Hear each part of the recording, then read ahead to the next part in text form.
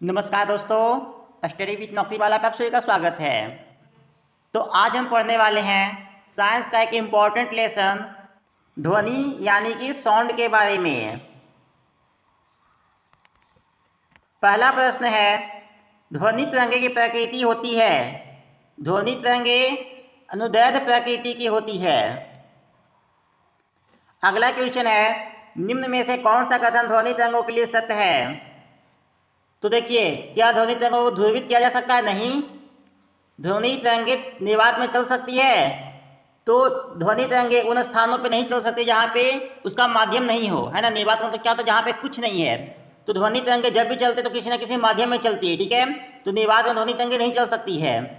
0 degree पर इसका चाल 332 मीटर प्रति सेकंड होता है। तो हाँ, ध्वनि तरंगों का चाल 0 डिग्री सेल्सियस पर 332 मीटर प्रति सेकंड होता है, ठीक है। ये बिल्कुल सही है। तो हम लोग का आंसर हो जाएगा ऑप्शन नंबर सी।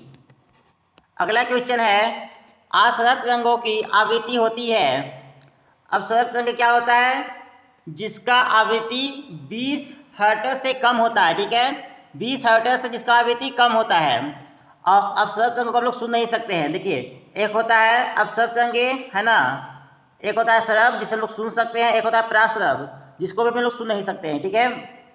अब सरब क्या हो गया? 20 हर्ट्ज से, है ना, 20 हर्ट्ज से कम, ठीक है। प्रासरब क्या हो गया? 20,000 हर्ट्ज से अधिक, है ना, 20,000 हर्ट्ज से अधिक। और सरब क्या हो गया? 20 हर्ट्ज से ऊपर और 20,000 हर्ट्ज से नीचे, ठीक है। तो हम लोग इसी को सुनते हैं, बाकी इसको और इसको सुन नहीं सकते हैं, ठीक है। प्रसरब तरंगे वे ध्वनि तरंगे है जिसकी आवृत्ति होती है। तो मैंने अभी बताया कि प्रसरब तरंगों की आवृत्ति 20 किलो हर्ट्ज से अधिक होती है ना। 20 किलो हर्ट्ज से अधिक होता है, यानी कि 20,000 हर्ट्ज से अधिक होता है, ठीक है। प्रसरब तरंगे मनुष्य द्वारा, प्रसरब तरंगे मनुष्य द्वारा नहीं सुना जा सकता है ना, नहीं सुना जा सकता है, ठीक है। प्रसरब तरंगे मनुष्य नहीं सुन सकता है। मनुष्य ना तो प्रसरब तरंग सुन सकता है, ना तो असरब तरंग सुन सकता है, ठीक है। मनुष्य केवल और केवल जो श्रव्य तरंग है, जो सुनने लायक तरंग है, यानी कि 20 हर्ट्ज से जो ऊपर का तरंग है और 20 किलो हर्ट्ज से जो नीचे का तरंग है ना, मतलब इस रेंज का जो तरंग है 20 हर्ट्ज से ऊपर का और इससे कम का, उसी को मनुष्य सुन सकता है। इसके नीचे हो गया अपसरब, इसके ऊपर हो गया प्रसरब। प्रसरब तरंगों को सबसे पहले किसने सीटी बजाकर उत्पन्न किया था? गॉल्टन ने। शिकार पर पक्षियों या बाधाओं का पता लगाने के लिए चमगादड़ अथवा डॉल्फिन किस परिघटना का प्रयोग करते हैं? चमगादड़ डॉल्फिन प्रतिध्वनि का निर्धारण करते हैं। मतलब क्या कहते हैं कि चमगादड़ डॉल्फिन अपने मुंह से एक आवाज़ निकालते हैं, फिर आवाज़ सामने वाली जो भी वस्तु है उसे टकरा कर, है ना, लौटती है कुछ समय के बाद, और फिर से उस चमगादड़ डॉल्फिन के पास पहुंच जाता है, ठीक है। तो चमगादड़ डॉल्फिन जितना समय में ये जो उनका रंग वापिस लौटा है उससे निर्धारण कर लेते हैं कि उनका अगला अवरोध कितना दूरी पे है ना, कितना दूरी पे उनका अवरोध है या कितना दूरी पे उनका खाना है, ठीक है। तो फिर उसी तरह से अपना स्पीड को एडजस्ट करते हैं। कीड़े तथा हानि पहुंचाने वाले तत्वों को घरों से दूर भगाने के लिए क्या प्रयोग में लाया जाता है? तो इसके लिए अल्ट्रासोनिक तरंगों का उपयोग किया जाता है ना। कीड़ों और हानि पहुंचाने वाले जो तत्व होते हैं उसको भगाने के लिए हम लोग अल्ट्रासोनिक तरंगों का यूज करते हैं। ध्वनि का तारत्व किस पे निर्भर करता है? यानी तारत्व मतलब क्या हो गया? पिच, है ना। तारत्व किस पे निर्भर करता है? ध्वनि का तारत्व आवृत्ति पे, है ना। ध्वनि का तारत्व निर्भर करता है आवृत्ति पे। विमानों के आंतरिक भागों की सफाई में किसका उपयोग होता है? प्रसरब तरंगों का। 20 हर्ट्ज से 20,000 हर्ट्ज बारंबारता की ध्वनि निम्नलिखित में से क्या है ना। तो क्या है? 20 हर्ट्ज से लेकर 20 हर्ट्ज, तो ये तो वही ध्वनि जिसको हम लोग सुन सकते हैं, ठीक है। तो ये क्या हो गया? श्रव्य यानी कि ऑडिबल, यानी सुनने वाला, है ना, सुनने योग्य, जिसे हम लोग सुन सकते हैं। तरंग का वेग, आवृत्ति तथा तरंग दैर्घ्य में क्या संबंध है? देखिए, वेग को हम लोग भी या तो न्यू दिखाते हैं ना, एन आवृत्ति एन हो गया, और तरंग दैर्घ्य को हम लोग लैम्डा से दिखाते हैं, ठीक है। तो तीनों में क्या संबंध है?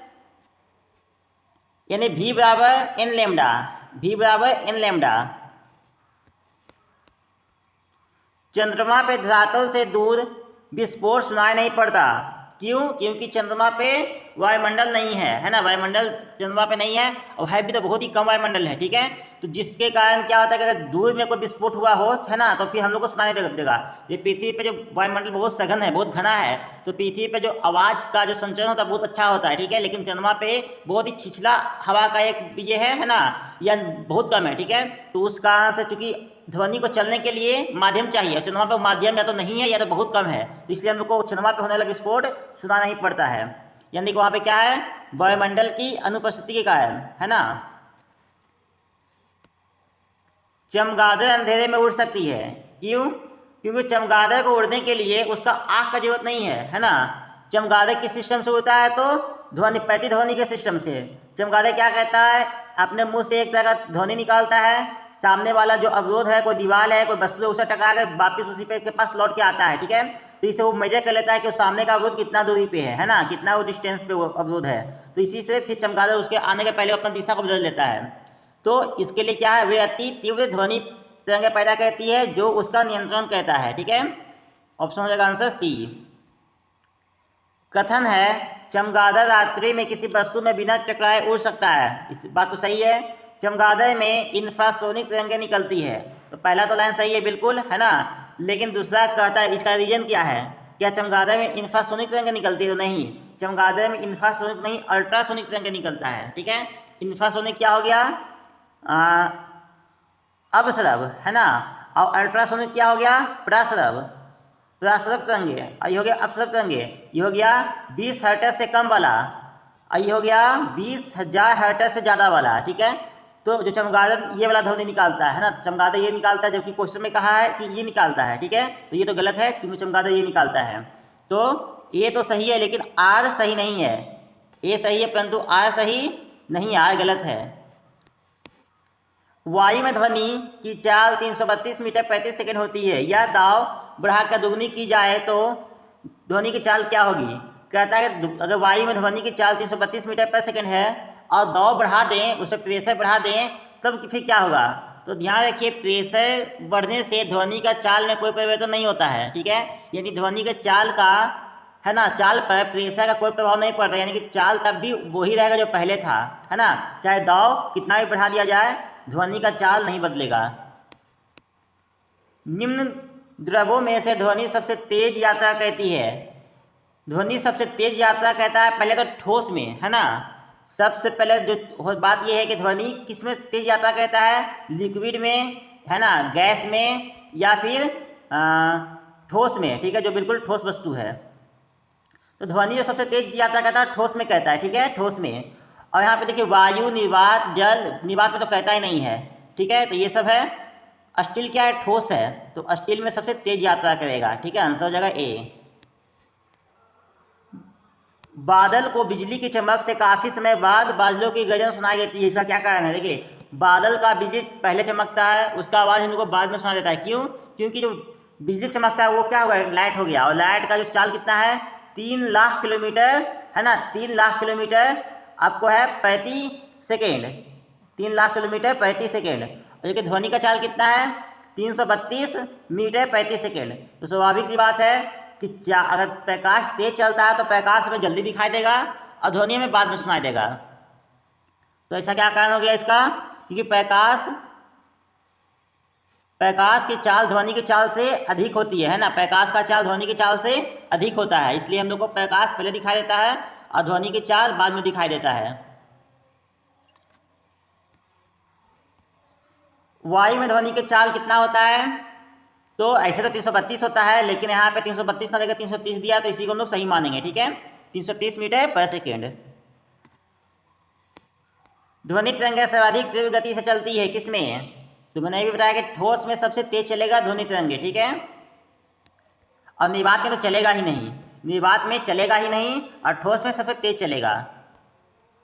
ध्वनि की वह विशेषता जो एक मादा ध्वनि को नर ध्वनि से भिन्न कहता है क्या कहलाता है? देखिए, आपको पता होगा लड़कियों का आवाज़ पतला होता है, ठीक है, और लड़कों का आवाज़ थोड़ा भारी होता है, लेकिन लड़कियों का जो आवाज़ होता है बहुत दूर तक जाता है ना। लड़कियों का जो आवाज़ होता है वो बहुत दूर तक जाता है, जबकि लड़कों का आवाज़ बहुत दूर तक नहीं जाएगा, ठीक ना। तो इसका क्या कारण, इसका मेन कारण क्या है? ध्वनि का जो तायत्व, ध्वनि में एक तायत्व चीज़ होता है ना। वो क्या कहता है कि आवाज़ को बहुत दूर तक ले जाता है, जो कि लड़कों की ध्वनि में कम होता है, लड़कियों की ध्वनि में बहुत ज़्यादा होता है तायत्व। ठीक है, इससे लड़कियों का चीख होता है बहुत दूर तक सुना देता है, जो कि लड़कों का चीख बहुत दूर तक नहीं जाता है। तो उनसे क्या हुआ, तायत्व। ध्वनि के किस लक्षण के कारण कोई ध्वनि मोटी या पतली होती है? तो ये वाला बात है, लड़कियों का ध्वनि पतला होता है जबकि लड़कों का ध्वनि मोटा होता है, जिसका मेन कारण क्या है, तायत्व यानी कि पिच।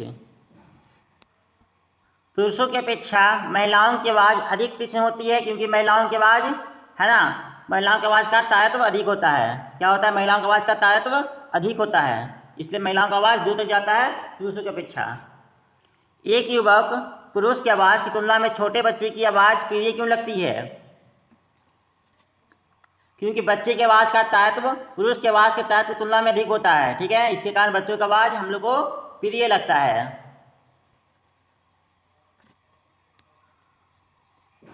स्त्रियों की आवाज़ पुरुषों की आवाज़ की अपेक्षा पतली होती है, क्योंकि स्त्रियों की आवाज़ का क्या होता है, आवृत्ति अधिक होती है ना, और आवृत्ति अधिक होने के कारण तायत्व भी अधिक होता है। ध्यान रखिए, जो तायत्व है, पिच है, आवाज़ का पिच, वो किस पे निर्भर करता है, आवाज़ के आवृत्ति पे, है ना, आवाज़ की आवृत्ति पे।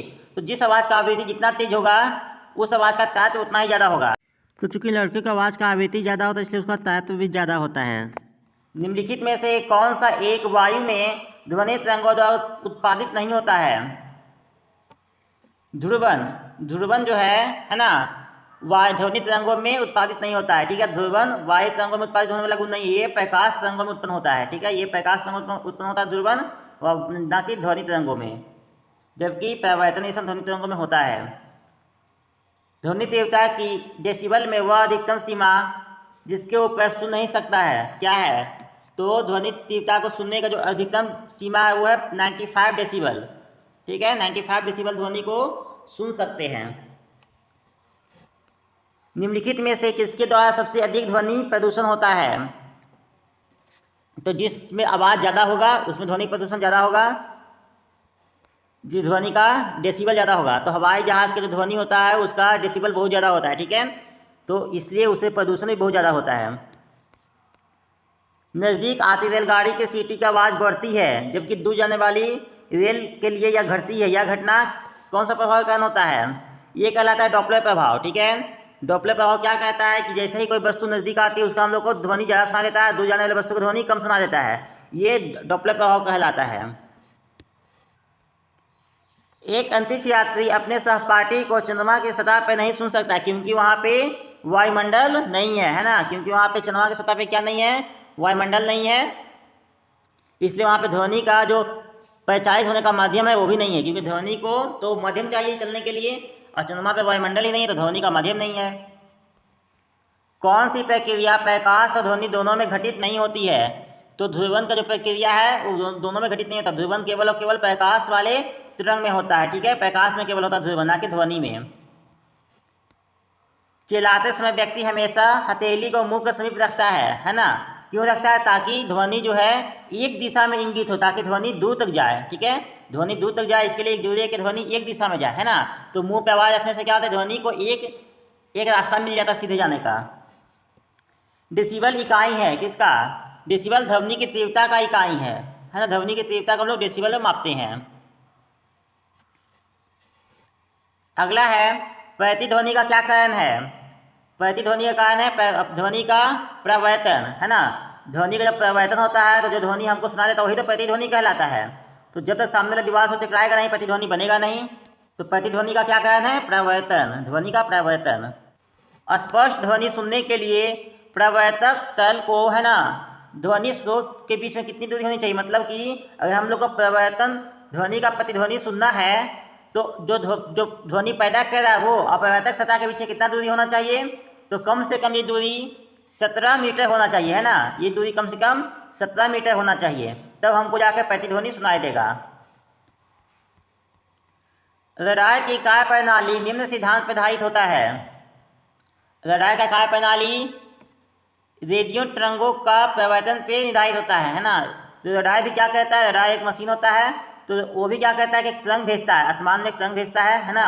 और जहाँ पे कहीं पे भी मान ली कोई वायु प्लेन है, कोई ड्रोन है, तो वहाँ से तरंग टकराता है और फिर से रडार पे लौट के आ जाता है। ठीक है, तो रडार उससे नाप लेता है कि जो वायुयान या जो भी ड्रोन है कितना दूरी पे है, ठीक ना, या कोई मिसाइल है तो कितना दूरी पे हमसे कितना दूरी पे है।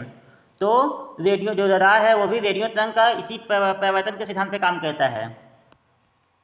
किसी प्रतिध्वनि को सुनने के लिए मूल आवाज़ और प्रतिध्वनि के बीच का समय अंतराल क्या होना चाहिए?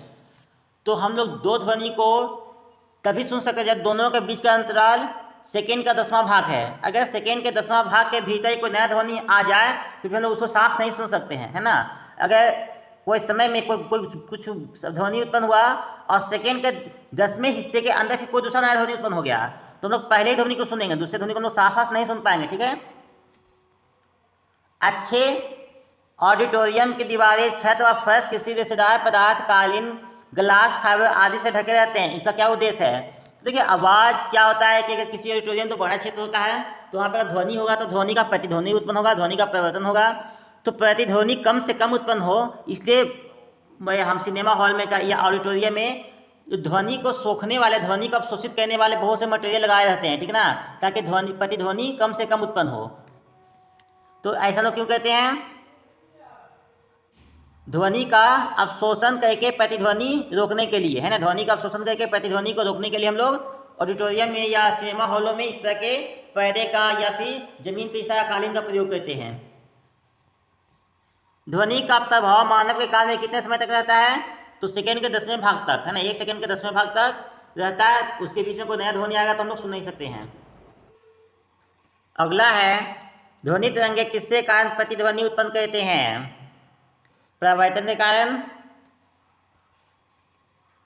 एक व्यक्ति को अपनी प्रतिध्वनि सुनने के लिए प्रवर्तक तल से कितनी दूरी पे खड़ा होना होगा? 56 फीट पे, है ना। अगर मीटर में कहें तो 17 मीटर, तो अगर फीट में बोले तो 56 फीट। 1 फीट में, 1 मीटर में लगभग 3 पॉइंट समथिंग फीट होता है, ठीक है, 3 पॉइंट समथिंग फीट होता है। तो 17 मीटर में हो गया 17 या 51, 51 मीटर तो यहीं 51 फीट तो यहीं पे हो गया, प्लस में 3 पॉइंट समथिंग होता है तो वो फिर बन जाता है 56 फीट, ठीक है। तो हम लोग को 56 फीट का दूरी चाहिए कम से कम। स्टेथोस्कोप ध्वनि के किस सिद्धांत पे कार्य करता है? तो ये भी ध्वनि के प्रवर्तन पे काम करता है। प्रतिध्वनि तरंगे किसके कारण उत्पन्न होता है? प्रवर्तन के कारण। सोनार अधिकांश प्रयोग में लाया जाता है किसके द्वारा? सोनार नौचालकों द्वारा प्रयोग में लाया जाता है। नौचालक मतलब क्या हो गया? सोनार जो है पानी वाले जहाज में, बड़े बड़े जहाज़ों में लगा होता है, ठीक है।